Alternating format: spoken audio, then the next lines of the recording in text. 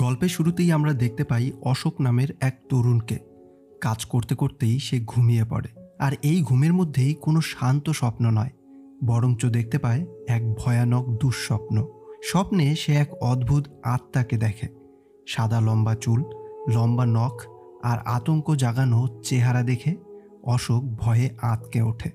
এদিকে বাস্তবে ঘটে যায় আরেকটা ঘটনা। অশোকের ঠাকুমা মারা গেছে।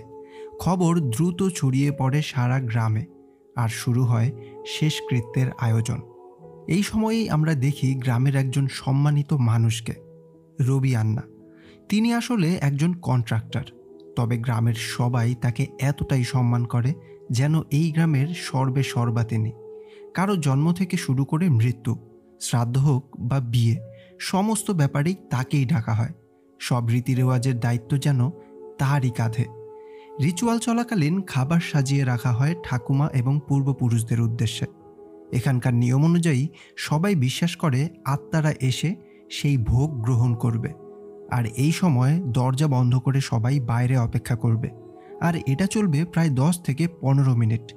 কোনো হইহুল্লোড় তো দূরের কথা, এই সময় কেউ টু শব্দটাও করতে পারবে না, কারণ বিশ্বাস ছিল আত্মাদের বিরক্ত করা যাবে না।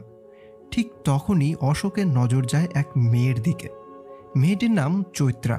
সে মিষ্টি হেসে তাকালে অশোক ভাবে সেও বুঝি আমাকে পছন্দ করছে। বন্ধুদের উৎসাহে অশোক কাগজে নিজের নম্বর লিখে চৈত্রার সামনে গিয়ে ফেলে দিয়ে আসে। কিছুক্ষণ পরই তার ফোনটা বেজে ওঠে। অশোক ভাবে চৈত্রাই হয়তো তাকে কল করেছে, কিন্তু ফোন তো ছিল ভেতরে চার্জে লাগানো। রবি আন্না এর আগে বারণ করে থাকলেও অশোক সোজা ভেতরে গিয়ে দরজা খুলে ফোন নিয়ে আসে, কিন্তু হতাশ হয়ে দেখতে পায় এটা চৈত্রার কল নয়, বরঞ্চ এক ফালতু লোন কোম্পানি থেকে কল এসেছে। আর তখনই সে দেখতে পায় চৈত্রা তো আসলে কাগজটি দেখেইনি। ওপর থেকে পড়ে রবি আন্নার ধমক। মাথায় টোকা মেরে বলেন, বোকার মতো 10 মিনিট অপেক্ষা করতে পারলে না? আমি তো বারণ করেছিলাম। সবাই চেয়ে চেয়ে দেখে, আর চৈত্রার সামনেই অশোকের অপমান হয়। রিচুয়াল শেষে রবি আন্না বসেছিলেন বন্ধুদের সঙ্গে, হাতে ছিল মদের গ্লাস। তবুও অশোকের প্রতি রাগ যেন কিছুতেই কমছিল না। তিনি মুখ গম্ভীর করে বললেন, রিচুয়ালের সময় ভেতরে ঢোকা কখনো উচিত নয়। এতে আত্মারা রেগে গেলে ভয়াবহ বিপদ হতে পারে। এই সময়েই তিনি তুলে আনলেন গ্রামের এক ভৌতিক কিংবদন্তি, মাস্তির গল্প। লোককথায় শোনা যায় মাস্তি হলো একটা দুষ্টু আত্মা। সাদা শাড়ি, এলোমেলো সাদা চুলে রাতের আধারে হাজির হয়। কখনো পুরুষের রূপ নেয় তো কখনো রূপ নেয় নারীর, আর মানুষকে ভুলিয়ে রাখার জন্য বজায় থাকে তার নূপুরের শব্দ। মানুষের কাছে চেয়ে বসে বিড়ি কিংবা মদ, আর যদি তাকে অমান্য করে তাহলেই শেষ। হয় তাকে বিভ্রান্ত করবে, নয়তো তার শরীরের ভেতরেই প্রবেশ করে যাবে। রবি আন্নার সেই সমস্ত গল্প শুনতে শুনতেই অশোকের চোখ বড় হয়ে ওঠে। কারণ স্বপ্নে তো সেদিন সে এমনই এক সত্তাকে দেখেছিল। তাহলে কি সেই স্বপ্নে মাস্তি এসেছিল? এবার গ্রামে শুরু হয় আরেকটি বিয়ের অনুষ্ঠান। সুর, তাল, নাচ আর মদের আসরে মাতোয়ারা পুরো গ্রাম। এই মজার ভিড়ের মাঝেই এসে হাজির হয় আরেকটি চরিত্র, যার নাম বাভা। আর এই বিয়ে বাড়িতে তার সমস্ত কর্মকাণ্ড দেখলে তো হাসি থামানোই যায় না। মাতাল অবস্থায় শেষ পর্যন্ত তাকে পড়ে থাকতে দেখা যায় মানুষের ফেলে দেওয়া এঁঠো খাবারের থালায়। কিন্তু আনন্দ শেষে বাড়ি ফেরার পথে ঘটে গেল এক অশান্তির ঘটনা। চৈত্রার বাড়ির বাথরুমে অন্ধকারে কেউ জানালা দিয়ে উকি দিয়েছে। ভেতরে ছিলেন চৈত্রার ঠাকুমা। বয়সের কারণে তিনি স্পষ্ট কিছু দেখতে না পারলেও আঁচ করতে পেরেছিলেন যে কেউ এখানে এসেছিল। খবর রটে যেতেই গ্রামে শুরু হলো চর্চা। সাথে সাথেই কল চলে এলো রবি আন্নার কাছে। এই মাতাল অবস্থাতেই রবি আন্না তার দলবল নিয়ে হাজির হলেন সেখানে। এরপর তারা সেই জানলার কাছে যায়। তখনই একজন বলে ওঠে, পুলিশে কল করলে সব কিছু জানা যাবে। তারা ফিঙ্গারপ্রিন্ট বের করে বুঝে যাবে কে এসেছিল এখানে। তাই তারা আর কোনো কিছু না ভেবে রবি আন্না বলে দেয় সকালবেলা বিষয়টা দেখা যাবে। এই বলেই তারা সেখান থেকে বেরিয়ে যায়। ঠিক পরের দিনই ঘটে গেল আর এক ভয়ানক ঘটনা। পুরো গ্রাম জুড়ে রটে গেছে অশোকের মধ্যে নাকি ভূত ঢুকেছে। তার বোনও আতঙ্কিত কণ্ঠে বলল, দাদার চোখ লাল হয়ে গেছে, নখও যেন লম্বা হয়ে উঠেছে। কিন্তু আসল সত্যিটা ছিল ভিন্ন। আসলে গতরাতে বিয়েবাড়ি থেকে ফেরার সময় চৈত্রার বাথরুমে উকি দিয়েছিল অশোক নিজেই। ভেবেছিল ভেতরে চৈত্রা আছে, অথচ ছিলেন ঠাকুমা। ধরা পড়ে যাওয়ার ভয়েই সে সেখান থেকে লুকিয়ে পড়ে পাশের একটি ক্ষেতে, আর সেখান থেকেই শুনতে পায় রবি আন্নাদের বলা সেই ফিঙ্গারপ্রিন্টের কথা। এই জন্যই রাত বাড়তেই সে আবার যায় সেই প্রমাণগুলো মুছে ফেলতে। তখনই আবার সে গ্রামবাসীর চোখে ধরা পড়ে। বাঁচার শেষ চেষ্টা হিসেবে অশোক অভিনয় শুরু করে, যেন ভূত তাকে গ্রাস করেছে। গ্রামবাসীরা ভয়ে কেঁপে ওঠে, তার হাসি হয়ে ওঠে একেবারে ডাইনির মতো। সবার চোখে এখন অশোক আর মানুষ নয়, সে যেন আত্মার আধার। তাদের সিদ্ধান্ত, এবার পুরোহিত দিয়ে ভূত তাড়াতে হবে। কিন্তু গ্রামের আসল পুরোহিত তো অনেক আগেই মারা গেছেন। এখন বেঁচে আছে শুধুমাত্র তার ছেলে প্রসাদ। অভিজ্ঞতা না থাকায় প্রসাদ সেখানে কিছুতেই যেতে চায় না, তবে লোকজনের জোরাজুরিতে তাকে নামতেই হলো ভূত তাড়ানোর কাজে। অশোকের ঘরে ঢুকেই প্রসাদ কাঁপতে কাঁপতে প্রশ্ন করল, আত্মাজি, কে আপনি? অশোক তখন দেয়ালে ঝুলানো কাঞ্চনা সিনেমার পোস্টারের দিকে তাকায় আর ঠান্ডা গলায় বলে, আমি কল্পনা। কিন্তু ভয়ে আতকে ওঠা মানুষজন ঠিক করে শুনতেই পেল না সে কি বলল। একজন মহিলা ফিসফিস করে বললেন, আমার মনে হয় সে বলেছে সুলোচনা। এরপর প্রসাদ আবার জিজ্ঞেস করে, সে কোথা থেকে এসেছে? অশোক আবারও দরজা খুলে আঙুল তুলে এলো পাথারি একটা দিক দেখিয়ে দেয়। সঙ্গে সঙ্গেই গ্রামের বিশ্বাস এই আত্মা বাইরের, আর যেহেতু তাদের ফিউনারেল হয় সোমেশ্বরে, তাই ধরে নিল এই আত্মা এসেছে সেখান থেকেই। এভাবেই জন্ম নিল ছবির সেই আইকনিক নাম, সু ফ্রম সো, সুলোচনা ফ্রম সোমেশ্বরা। কিন্তু সমস্যা হলো, গ্রামের যে কোনো ঝামেলায় যাকে ডাকতে হয় সেই রবি আন্না তখন গ্রামে ছিলেন না। প্রসাদ কিছুই পারছিল না, উল্টে সবার মনে আরও ভয় ঢুকিয়ে দিচ্ছিল। অবশেষে খবর গিয়ে পৌঁছায় রবি আন্নার কানে। শুরুতে তিনিও খানিকটা ভয় পেলেন, তবে গ্রামের মানুষরা বিশ্বাস করত রবি আন্না কাউকে ভয় পান না, বরং তার সামনে যদি 20 জন এসেও দাঁড়ায়, সেই 20 জনই তাকে দেখে ভয় পেয়ে সরে যায়। এমনই ছিল তার দাপট। কিন্তু এই ভূতপ্রেতের গল্প শুনে রবি আন্নাও খানিকটা ভয় পেয়ে আছেন, তবে গ্রামবাসীর ভরসার খাতিরে তিনি এগিয়ে এলেন। সুলোচনাকে, অর্থাৎ যেই আত্মা অশোকের ভিতরে ঢুকেছে, তাকে শান্ত গলায় বললেন, তুমি কি চাইছো আমাদের বলো, আমরা তোমার ইচ্ছে পূরণ করব। তারপর খুবই ভয়ে ভয়ে অশোকের পিঠে হাত চাপড়ালেন। ঠিক সেই মুহূর্তেই অশোকের মাথায় শয়তানি বুদ্ধি খেলে গেল। সে মনে মনে বলল, বহু দাপটে তুমি না, এবার আসল মজা দেখাবো। হঠাৎ দাঁড়িয়ে উঠে রবি আন্নার হাত শক্ত করে মুচড়ে দিল। চোখ লাল করে চিৎকার করে উঠল, লজ্জা করে না, মেয়েদের গায়ে হাত দাও। সঙ্গে সঙ্গেই সপাটে কয়েকটা চর বসিয়ে দিল রবি আন্নার গালে। পুরো গ্রামের সামনে সেই দাপুটে মানুষটিকে এইভাবে হেয় হতে হলো। রবি আন্না প্রায় রেগেই গেছিল, তবে অশোক আবার অজ্ঞান হয়ে যাওয়ার ভান করে। মানুষ হা করে তাকিয়ে রইল, কিন্তু অশোক ভেতরে ভেতরে নিজের প্রতিশোধের হাসিটা হাসল। রবি আন্নার সমস্ত রেপুটেশন যেন এক রাতে এক নিমেষেই শেষ হয়ে গেল। গ্রামে আতঙ্ক আরও বেড়ে গেল। এই অবস্থায় গ্রামে একটি মিটিং বসানো হলো, কিভাবে অশোকের শরীর থেকে এই আত্মা দূর করা যায় তার আলোচনা করার জন্য। তবে রবি আন্না এতটাই হেনস্থা হয়েছেন যে তিনি নিজে থেকেই করুণাকার গুরুজি নামের একজনকে ডেকে পাঠিয়েছেন। তিনি টিভির সেলিব্রিটি পুরোহিত, খুবই নাম ডাক আছে, আর যেহেতু রবি আন্নার সঙ্গে পরিচয়, তাই তিনি রাজি হয়েছেন। এরপরেই গ্রামের রাস্তায় জমে যায় ভিড়। গাড়িতে করে এলেন সেই সেলিব্রিটি পুরোহিত, যার নাম করুণাকার গুরুজি। গুরুজি এসে ভূত তাড়ানোর জন্য একের পর এক ভয়ঙ্কর উপায় বলে দিলেন। গ্রামের কাদামাটি থেকে একটা গাছ তুলে তার মূলের রস বানিয়ে অশোককে খাওয়াতে হবে, এতে সে বমি করবে, আর সেই বমির মাধ্যমেই আত্মা বের হবে। যদি তাতেও কাজ না হয়, তবে তার শরীরে বড় বড় হুক ঢুকিয়ে পাথর বেঁধে ঝুলিয়ে দিতে হবে, আর এর পরেও যদি ভূত বের হতে ব্যর্থ হয়, তাহলে মন্দিরের সামনে আগুনের ওপরই শুইয়ে দিতে হবে তাকে। এই সব কিছু শুনে অশোকের মাথায় হাত, মনে মনে ভাবে এরা তো তাকে মেরেই ফেলবে। তবে এরপরেই শুরু হলো সেই রিচুয়াল। তাকে বেঁধে জোর করে নোংরা রস খাওয়ানো হলো। একবার বা দুবার নয়, গ্রামের সবাই এক এক করে এসে কারি কারি নোংরা রস খাওয়াতে শুরু করলো। যেই সব খেতে খেতেই অশোকের পরিস্থিতি খুবই খারাপ। কিন্তু এরপরে চলছে দ্বিতীয় পদ্ধতির প্রস্তুতি। সবাই হুক নিয়ে আসছে অশোকের পিঠে পাথর বাঁধার জন্য। এইসব চলতে চলতেই অশোক ভয় পেয়েই জ্ঞান হারিয়ে ফেলে। অচেতন অশোককে ঘরে ফেলে তালা মেরে রাখা হয়। এরপর জ্ঞান ফেরার পর বাঁচার জন্য সাথে সাথেই অশোক উঠে স্নান করে পুজো শুরু করে দেয়। গ্রামবাসীরা দেখে তো চমকেই গেল, সে এখন শান্তভাবে পুজো করছে। তারা ভেবেই নিল আত্মা চলে গেছে। আর এই সব কৃতিত্বই দেওয়া হলো গুরুজিকে। জয়ধ্বনি উঠল চারিদিকে গুরুজির নামে।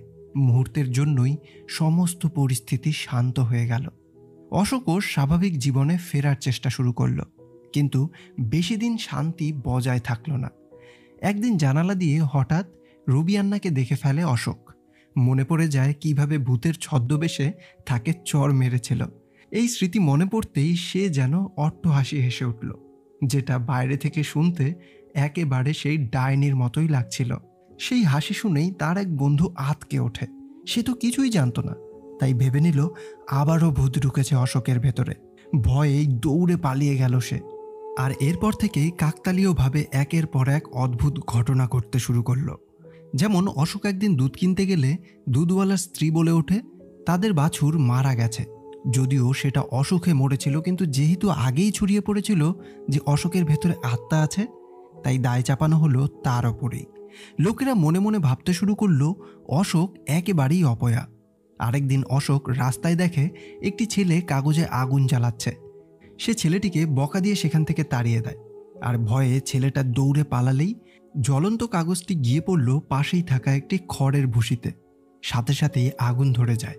দূর থেকে এক মহিলা শুধু দেখে অশোক দাঁড়িয়ে আছে, আর তাকানো মাত্রই ভুসিতে আগুন লেগে গেল। তিনি আসল কারণ দেখেননি, তাই ধরেই নিলেন অশোকের ভেতরে থাকা ভূতই সেই আগুনটা লাগিয়েছে। এরপর গ্রামে আবার রটে গেল অশোকের ভেতরে সুলোচনার আত্মা আবারও ফিরে এসেছে। পুরো গ্রাম ভয়ে অস্থির হয়ে উঠল। আবারও ডাকা হলো করুণাকর গুরুজিকে। অশোক এবার সরাসরি বলল, গুরুজি, আমার ভেতরে কিছু নেই, আমি একেবারেই স্বাভাবিক। কিন্তু গুরুজি উল্টে বললেন, আত্মারা অনেক ধুরন্ধর হয়, তারা মানুষ সাজতে পারে, কিন্তু আমার সামনে তোমার এই চালাকি চলবে না। অশোক একেবারে ফাপড়ের মধ্যে পড়ে গেল। সত্যিটা হলো সে ভূতের ভান করেছিল, কিন্তু গ্রামবাসী ভাবছে ভূতই এখন মানুষের ভান করছে। তার কথা আর কেউ বিশ্বাস করে না। আবার তাকে ঘরে আটকে তালা মেরে রাখা হলো। গুরুজি এবার বললেন, আমাদের জানতে হবে আসলে এই সুলোচনাটাকে, আর কেন সে বারবার ফিরে আসছে। তাই রবিয়ান্না কয়েকজনকে নিয়ে চলে গেলেন সোমেশ্বরে।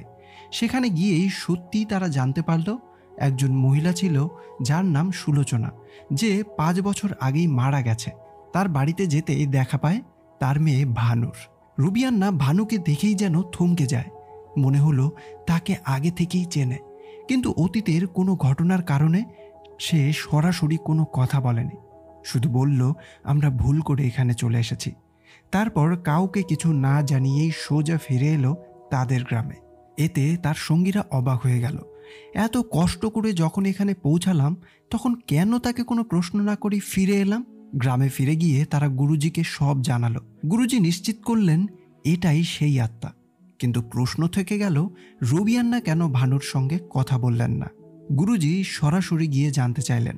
তখন রবিয়ান্না স্বীকার করে প্রায় 15 বছর আগে তার বিয়ের কথা হয়েছিল ভানুর সঙ্গে, কিন্তু তখন ভানু ছিল মোটা আর সে ছিল রোগা, তাই সে রাজি হয়নি। কিন্তু এখন উল্টে গেছে, এখন সেই মোটা হয়ে গেছে আর ভানু হয়েছে রোগা। গুরুজি বুঝলেন হয়তো এই কারণেই সুলোচনার আত্মা গ্রামে ফিরে এসেছে। কিন্তু রবিয়ান্না কড়া গলায় বললেন, এটা কাউকে বলবে না, নইলে লোকজন ভাববে আমি সব সমস্যার মূল। অন্যদিকে অশোক তখন ঘরে বন্দি, একাকী। কেউ তার সঙ্গে কথা বলতো না। শুধু খাবার দিলে দরজা খোলা হতো, আর সাথে সাথে আবার বন্ধও করে দেওয়া হতো। ক্রমেই একাকিত্ব যেন তাকে ভেতর থেকে একেবারে খেয়ে ফেলছিল। অবশেষে একদিন সে ভাবল, যেভাবেই হোক পালাতে হবে। ঘরের ছাদের ফাঁক দিয়ে সে বেরিয়ে এলো। গ্রামে গিয়ে মানুষের সঙ্গে কথা বলার চেষ্টা করলো, কিন্তু যাকেই ডাকে সবাই ভয়ে দৌড়ে পালায়। তার নিজের বন্ধুরাও তাকে এড়িয়ে চলতে শুরু করেছে। অশোক শুধু সাধারণভাবে মানুষের সঙ্গে কথা বলতে চাইছিল, কিন্তু তাকে দেখে পুরো গ্রাম যেন ভয়ের আবহে ভরে উঠল। এমনকি ভয়ে একটি ছেলের শরীর কাঁপতে কাঁপতে তার জ্বর উঠে গেল। তাকে হাসপাতালে নিয়ে যাওয়া হয়। ছেলেটির মা তখন ক্ষোভে গুরুজিকে বলে, যদি আমার ছেলের কিছু হয়ে যায় তাহলে আমি আপনাকেও ছাড়ব না। অন্যরাও রেগে গিয়ে বলল, আমরা ভুল করেছি আপনাকে ডেকে, অন্য কোনো গুরুজিকে ডাকলে হয়তো এতদিনে সে ভালো হয়ে যেত। কিন্তু গুরুজি জানতেন আসল রহস্যটা কি। তবুও রবি আন্না মানা করেছিলেন, তাই তিনি চাইছিলেন আত্মাই যেন মুখ খুলে নিজের কথাটা জানায়। তাই গুরুজি প্রস্তাব দিলেন সুলোচনার মেয়ে ভানুকে এখানে আনতে হবে, হয়তো সে মায়ের সঙ্গে কথা বলতে পারলেই সব কিছু বোঝা যাবে। কিন্তু ভানুর কাকা ছিল ভীষণ খারাপ মানুষ। মায়ের মৃত্যুর পর থেকেই তার ওপর নির্যাতন চালাতো। তাকে টক্কর দেওয়ার মতো মানুষ ছিল শুধুমাত্র একজন, বাভা, গ্রামের সেই কুখ্যাত মাতাল। আর এই জন্যই বাভাই সেই সোমেশ্বর থেকে ভানুকে নিয়ে আসে। ভানু গ্রামে এসে অশোককে দেখে আবেগে কেঁদে ফেলে। তার মনে হয় তার মা যেন সত্যিই ফিরে এসেছে। সে কণ্ঠ ভিজিয়ে বলে, মা, তোমার চলে যাওয়ার পর আমি একেবারেই একা হয়ে গেছি। কাকা আমায় সব সময় কষ্ট দেয়, গালাগাল দেয়। আমি পুরোপুরি একা হয়ে গেছি। অশোক তার ব্যথা অনুভব করতে লাগলো, কারণ সেই একই একাকিত্ব, সেই একই যন্ত্রণা, এই সব তো সে নিজেও ভুগছে। ভানু মনের সব কথা উজাড় করে দিল, আর অশোক মন দিয়ে তা শুনেও নিল।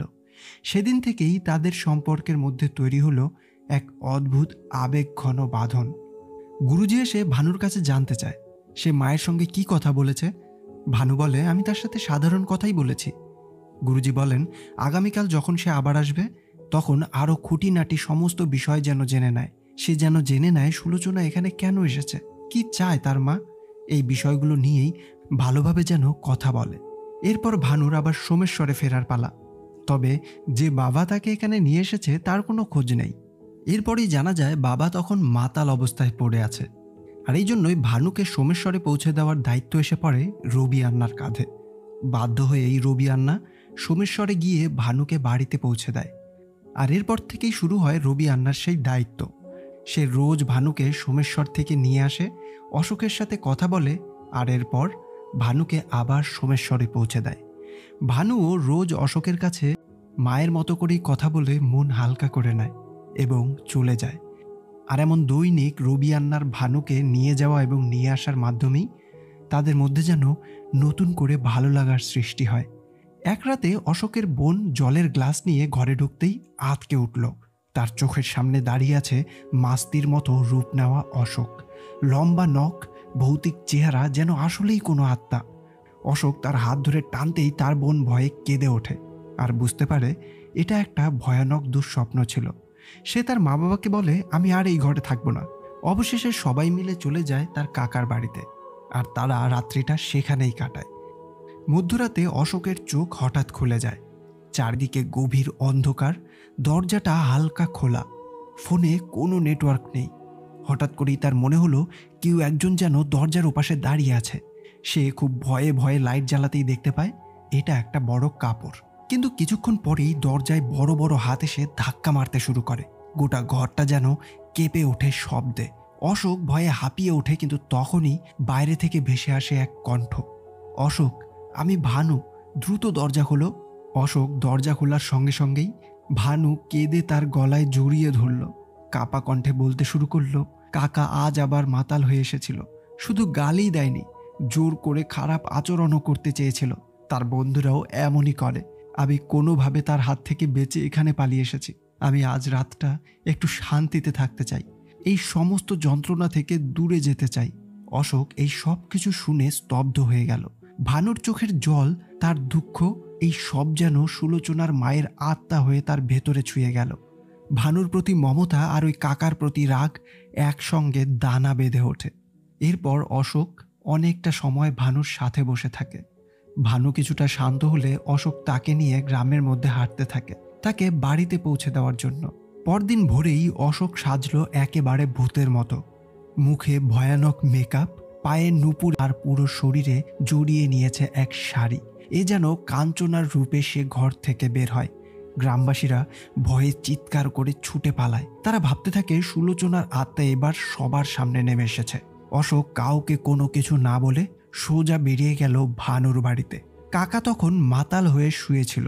অশোক ভূতের কণ্ঠে গর্জে উঠল, কি সাহস, আমার মেয়ের সঙ্গে এমন জঘন্য ব্যবহার করিস, আজ তোর শাস্তি হবে।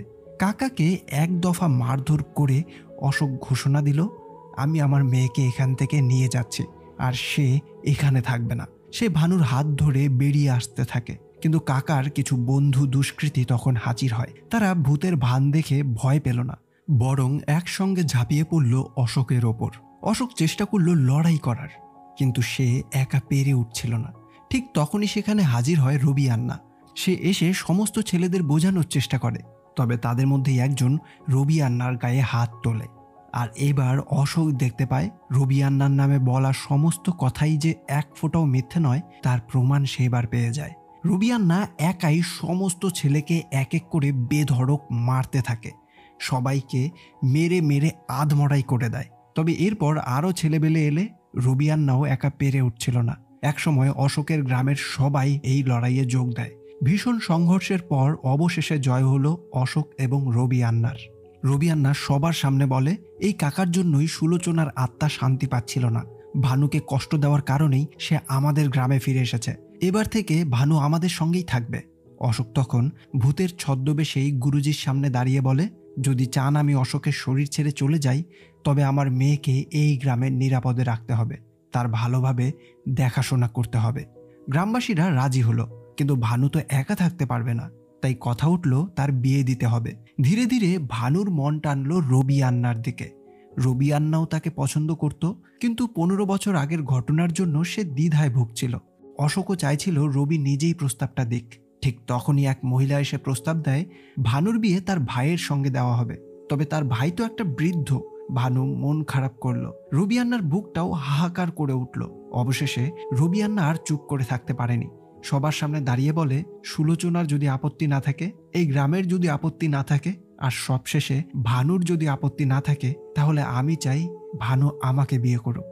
এই কথা শুনে গ্রামের সবাই অবাক, আর ভানুও লজ্জা ভেজা হাসি দিয়ে মাথা নেড়ে জানালো সে রাজি আছে।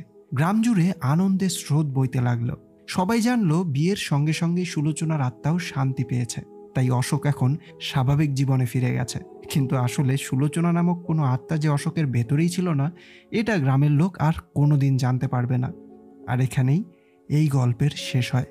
এই গল্প খুব ভালো করেই আমাদের বুঝিয়ে দেয় ভূত আসলে বাহ্যিক জগতে কোথাও নেই, আছে আমাদের মনের ভেতর। আর যেটা আছে তা হলো মানুষের ভ্রান্তি, ভয় আর বিশ্বাসের অন্ধকার।